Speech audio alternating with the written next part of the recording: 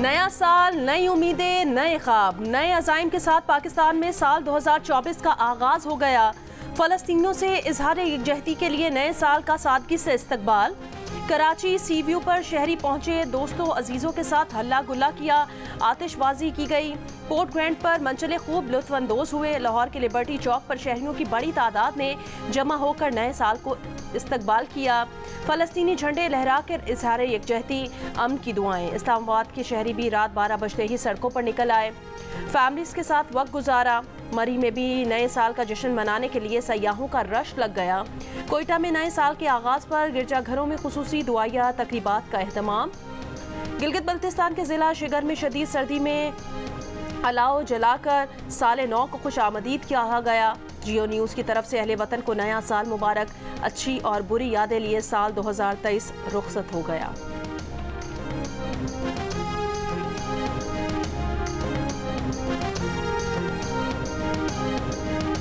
दुनिया के अक्सर ममालिक में साल 2024 के आगाज़ पर जश्न। लंदन में बिग बैन की घंटी बजते ही काउंटडाउन शुरू, फिर शानदार आतिशबाजी, मौसीकी की लहरों पर रोशनियों का रक्स। दुबई के बुर्ज खलीफा पर लाइट शो का एहतमाम। आसमान रंग और नूर में नहा गया। शहरियों की बड़ी तादाद हसीन मनाजिर से लुत्फ़अंदोज़ हुई। सऊदी अरब के दारुल हुकूमत रियाद में भी नए साल के आगाज़ पर आतिशबाजी। ऑकलैंड के स्काई टावर पर आतिशबाजी, हार्बर ब्रिज पर लाइट शो। सिडनी हार्बर पर ऑस्ट्रेलिया के शहरियों ने फायरवर्क्स के साथ नए साल को खुश आमदीद कहा। जापान, जनूबी कोरिया और शिमाली कोरिया में भी नए साल का आगाज़। हांगकांग के विक्टोरिया हार्बर पर जश्न मनाकर नए साल का आगाज़ किया गया। यूनान के दारुल हुकूमत एथेंस और जर्मनी के दारुल हुकूमत बर्लिन में आतिशबाजी।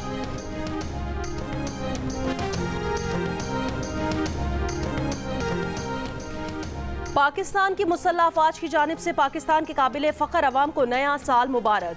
ISPR की जानिब से जारी बयान में कहा गया कि 2023 का एक मुश्किल लेकिन अहम साल इख्तिताम पजीर हो गया। 2024 पाकिस्तान के लिए अंदरूनी और बैरूनी लिहाज से बहुत अहमियत का हामिल है। वज़ीर आज़म की हिदायत पर पाक फ़ौज फ़लस्तीन और मकबूजा जम्मू और कश्मीर के अवाम के साथ खड़ी है। Army chief general Asim Munir का कहना है, पाक फ़ौज मुल्क की सलामती और तरक्की के मकसद में अपना किरदार अदा करने में कोई कसर नहीं छोड़ेगी। अफवाज पाकिस्तान और अवाम एक हैं। पाकिस्तान के जज्बे को कोई शिकस्त नहीं दे सकता।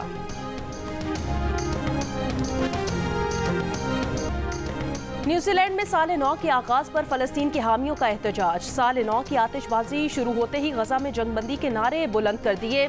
ऑस्ट्रेलिया के शहर मेलबर्न में भी नए साल की आमद पर लोगों का एहतजाज। फ़लस्तीन की आज़ादी तक कोई जश्न नहीं के नारे, फ़लस्तीन की आज़ादी का मुतालबा।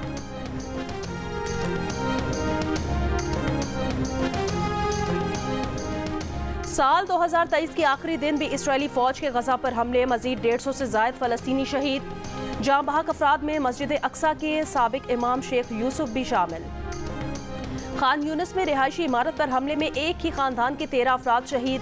अरब मीडिया के मुताबिक 1948 में नकबा के बाद साल 2023 में सबसे ज़्यादा फ़लस्तीनी शहीद हुए हैं। शहदा की मजमूई तादाद 22,000 से बढ़ गई है।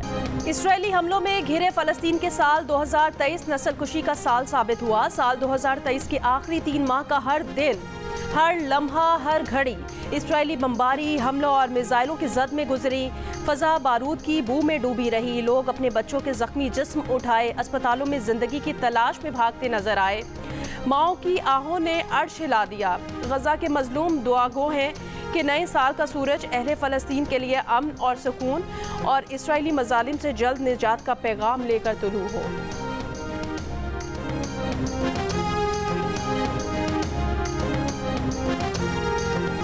अगले 15 दिन के लिए पेट्रोल और डीजल की कीमतें बरकरार रखने का फैसला, नोटिफिकेशन जारी कर दिया। पेट्रोल की फ़ी लीटर कीमत 267 रुपये 34 पैसे और डीजल की कीमत 276 रुपये 21 पैसे बरकरार रहेगी। आज से मट्टी का तेल 2 रुपये 19 पैसे फ़ी लीटर सस्ता हो गया। मट्टी के तेल की नई कीमत 188 रुपये 83 पैसे मुकर्रर। लाइट डीजल ऑयल 1 रुपये 11 पैसे महंगा करने की मंजूरी दी गई है। मौलाना फजलुर रहमान के काफिले पर मुबैना हमला दरअसल यॉर्क इंटरचेंज पर पुलिस चेक पोस्ट पर हुआ। आरपीओ डेरा इस्माइल खान नासिर महमूद कहते हैं फायरिंग मौलाना के काफिले पर नहीं हुई। सरबरा JUIF मौके पर भी मौजूद नहीं थे। हमला पुलिस चेक पोस्ट पर हुआ, जिस पर अहलकारों ने हमला करने वालों को भरपूर जवाब दिया और वो भागने पर मजबूर हो गए। सेक्रेटरी दाखिला ने रिपोर्ट तलब कर ली। कहा शरपसंद अनासिर को मुल्क में अफरा तफरी फैलाने की इजाज़त नहीं दी जाएगी। इससे कबल मौलाना के भाई उबैदुर रहमान ने भी कहा था कि फायरिंग मौलाना फजलुर रहमान पर या उनकी गाड़ी पर नहीं हुई। फायरिंग के वक्त मौलाना घर पर थे, जबकि तर्जुमान JUI असलम गौरी ने दावा किया था कि DI खान में मौलाना फजलुर रहमान के काफिले पर 2 अतराफ से फायरिंग की गई है।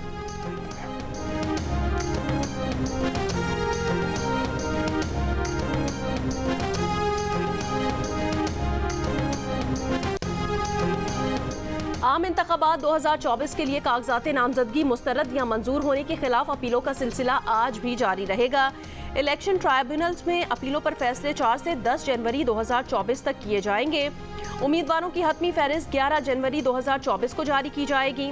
बानी PTI और पार्टी की मरकजी क़यादत समेत मुतादिद रहनुमाओं के कागजात नामजदगी मुस्तरद किए जाने के खिलाफ तहरीक इंसाफ का ट्राइब्यूनल्स में जाने का ऐलान। PTI का इंतखाबात के बॉयकॉट का कोई इरादा नहीं, कुछ भी हो जाए इलेक्शन में भरपूर हिस्सा लेंगे।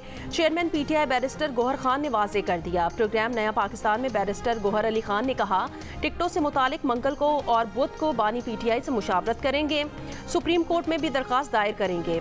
ROs के फैसलों पर अदालतों से इंसाफ की उम्मीद है। बल्ले का निशान छीना गया तो जमहूरियत का नुकसान और PTI के साथ बहुत बड़ा जुल्म होगा।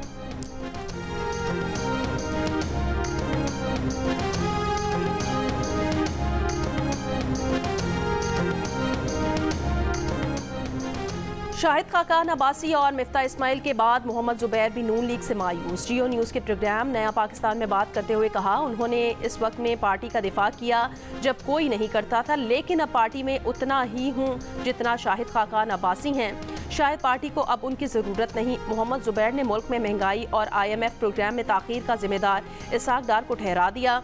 कहा हम ये कहते हैं कि PTI ने IMF प्रोग्राम डीरेल किया, मगर मिफ्ता ने प्रोग्राम बहाल कर दिया था।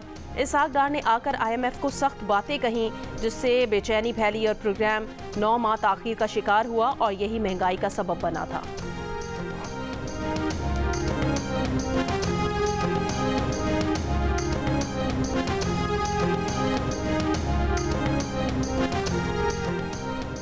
तहरीक इंसाफ के रहनुमा लतीफ़ खोसा का कहना है उनके बेटे खुरम लतीफ़ खोसा को लाहौर थाना मुजंग पुलिस ने गिरफ्तार कर लिया। हमें PTI की वजह से निशाना बनाया जा रहा है।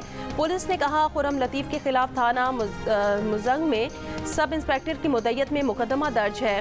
खुरम लतीफ़ खोसा ने 15 से 20 वकला के हमरा पुलिस एहलकारों को ज़दोकोब किया। संगीन नताइज की धमकियाँ देते हुए पुलिस एहलकारों पर हमलावर भी हुए।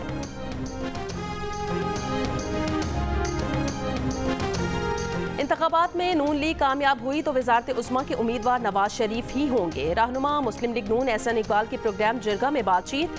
कहा इंतखाबी जलसों के प्रोग्राम तरतीब दे दिए। नवाज शरीफ, मरियम नवाज, शहबाज शरीफ और दीगर रहनुमा जलसों में शिरकत करेंगे।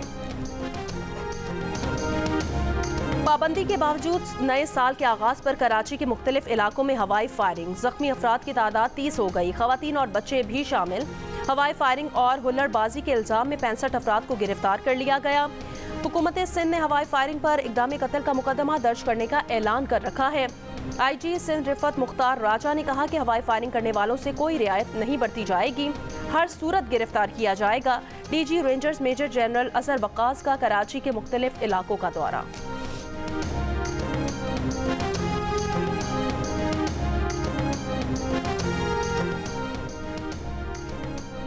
सिंध के बालाई और पंजाब के जनूबी इलाके आज भी गहरी धुंध की लपेट में आ गए। दादू के मुख्तलिफ इलाकों में शदीद धुंध की वजह से हद निगाह 0 रह गई। ट्रैफिक की रवानी मुतासिर। सिंध में स्कूल आज से खुलेंगे। सेक्रेटरी स्कूल एजुकेशन सिंध ने कहा कि वालिदैन और तलबा जाली नोटिफिकेशन पर ध्यान ना दें।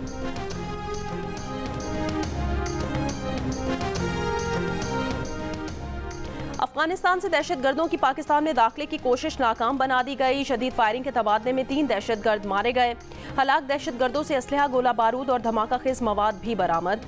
एक और वाक़े में अफगानिस्तान से दहशतगर्दों ने शिमाली वजीरिस्तान के ज़िला स्पेनवाम में पाकिस्तानी सरहदी चौकी पर फायरिंग की।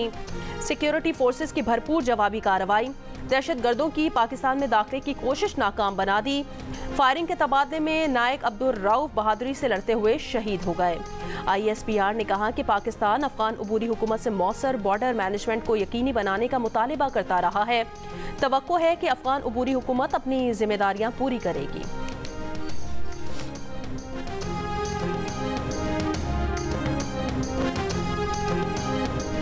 जिला आवारान के इलाके मुश्कई में सिक्योरिटी फोर्सेस का इंटेलिजेंस बेस्ड ऑपरेशन, 5 दहशतगर्द मारे गए। ISPR के मुताबिक ऑपरेशन दहशतगर्दों की मौजूदगी की इत्ला पर किया गया। सिक्योरिटी फोर्सेस और दहशतगर्दों के दरमियान शदीद फायरिंग का तबादला हुआ। दहशतगर्दों के ठिकाने तबाह कर दिए। कार्रवाई के दौरान असलहा, गोला बारूद और धमाका खेज मवाद का जखीरा आमद।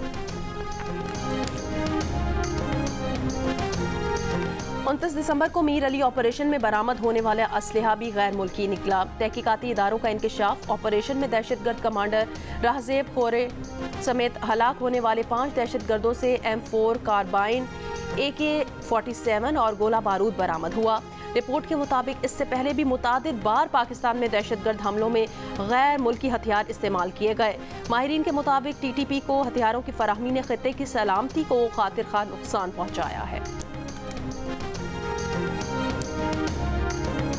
FBR का एक माह में 1 खरब रुपए से जायद के महसूलात जमा करने का रिकॉर्ड। FBR का कहना है दिसंबर 2023 के दौरान 1021 अरब रुपए के महसूलात जमा किए गए हैं।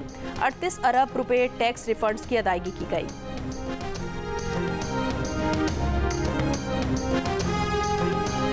इस्लामाबाद में बलोच यकजहती कमेटी का धरना 10वें रोज में दाखिल। खवातीन, बच्चे और बुजुर्ग मुजाहिरीन कैंप में मौजूद।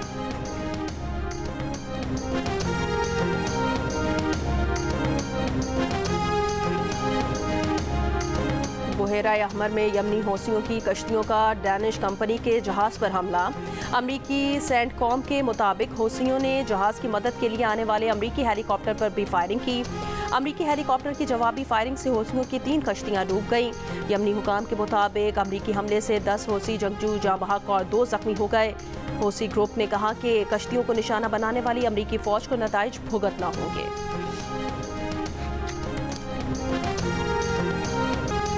डेनमार्क की मलिका मार्गरेट दोम का 14 जनवरी को इक़्तिदार छोड़ने का ऐलान। कहा, इक़्तिदार अपने बेटे शहजादा फ्रेडरिक को सौंप दूंगी। मलिका ने नए साल की तकरीब से खिताब के दौरान इक़्तिदार से दस्तबरदारी का ऐलान किया। मार्गरेट ने 1972 में अपने वालिद किंग फ्रेडरिक की मौत के बाद तख्त संभाला था। 83 साल की मलिका ने डेनमार्क पर 52 साल हुकूमत की। मार्गरेट बरतानवी मलिका एलिज़ाबेथ के इंतकाल के बाद यूरोप में वाहिद मलिका हैं।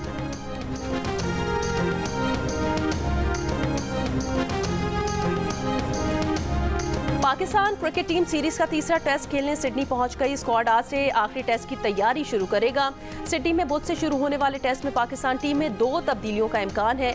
साइम अयूब को इमामुल हक और साजिद खान को हसन अली की जगह फाइनल 11 में शामिल किए जाने का इम्कान है।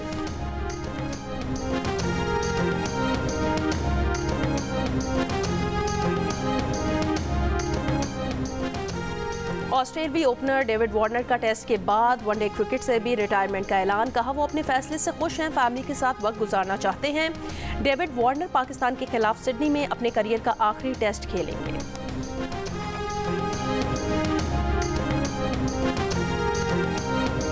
पाकिस्तान ओलंपिक एसोसिएशन ने आरिफ हसन का इस्तीफा कबूल कर लिया। साबिक DG FIA और POA के नायब सदर आबिद अली कादरी को अगले इलेक्शन तक कायम मकाम सदर मुंतखब कर लिया गया। और नए साल की खुशी में दिल का रिश्ता ऐप की जानिब से फीस डिस्काउंट। आज 1 जनवरी को वेरिफिकेशन फीस पर 75% रियायत का तोहफा। अब 10,000 की बजाय सिर्फ 2,500 में वेरिफिकेशन होगी। वेरीफाइड सारिफीन को लाखों प्रोफाइल्स तक रसाई, बेशुमार मैच रिक्वेस्ट और प्रीमियम प्रोफाइल्स तक भी रसाई मिलेगी।